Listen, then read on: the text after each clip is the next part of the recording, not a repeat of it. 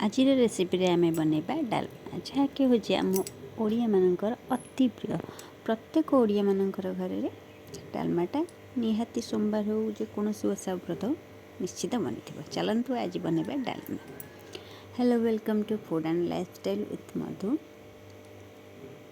चलते आरंभ करते प्रथम आम कि हरड़ा जाए नहीं जावा। आज आम बनवा बिना प्याज रसुण डालमा। हरड़ा जाए भला पर मुझे धोई धुआक सफा करके नहीं आसपर आम गैस को ऑन करके प्रेसर टी बसईदेवा। आज आम प्रेसर में बनवाक जाऊँ। प्रेसर रे किसी अल्प किसी तेल नहीं जावा।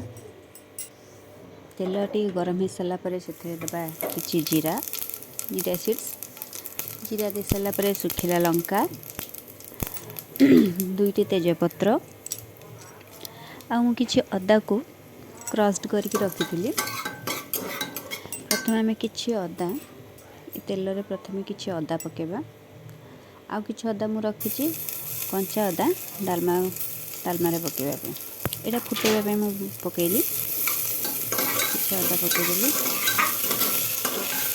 तापर मु परिवार नहीं जाइए आलू बैगण बोईतालु अमृतभंडा बीन्स कंचा कदली गोटे टमाटो आपड़ चाहिए गाजर बीट अन्य परिबा जहाँ आपंकर इच्छा नहीं पारे।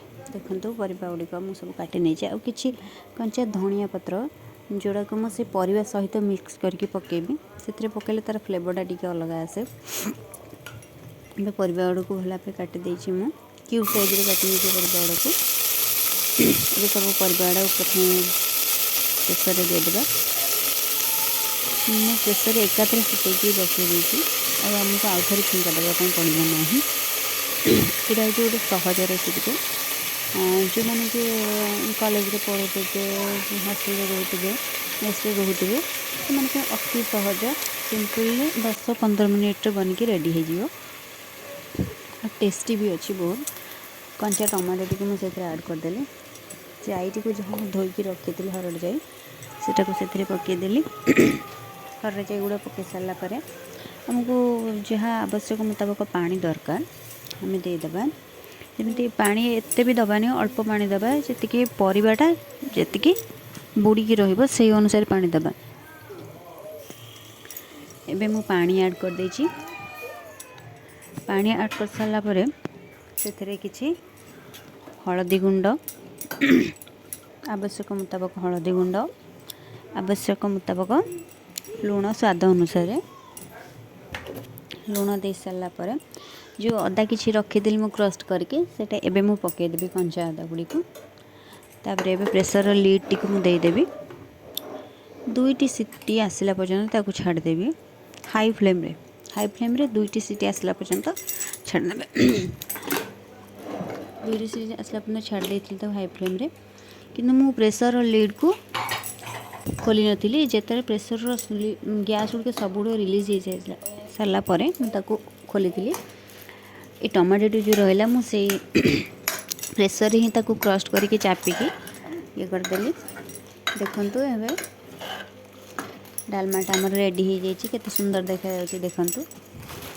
आम ओडिया मानकर अति किसी चीनी मुझे भात भी खाओ रुटी रे भी खाओ पूरी रे भी खाओ पराठा रे भी खाओ सबुथिरे आमर डालमा। किसी नड़िया कोरा थिला घरे तो से नड़िया कोरा पकई दे। यहाँ ऑप्शनल अच्छे आप चाहिए भी पकई पारे न चाहिए भी पकई पारे। मु आगुरी किसी जीरा गुंड करके रखी भजा जीरा गुंड सीटा पकईदे। भजा जीरा गुंडा पकईला डालमार स्वादटा को तार डालमार स्वादटा एनहांस हो जाए। आम ओडिया मानकर तो यहाँ प्रणाली आम ओडिया समस्ते भजा जीरा गुंड घरे निहाती रखिथे। एबे देखते आम गरमा गरम सर्व करवा भात सहित रुटी सहित पराठा सहित पूरी सहित। एबे आमर रेडी हो गला बिना प्याज रसुण व्रत स्पेशल डालमा। जदि मो रोसे गुड़ी को आपको भल लगी था तो निश्चित सब्सक्राइब करदे चैनल टी को लाइक करेंगे और कमेंट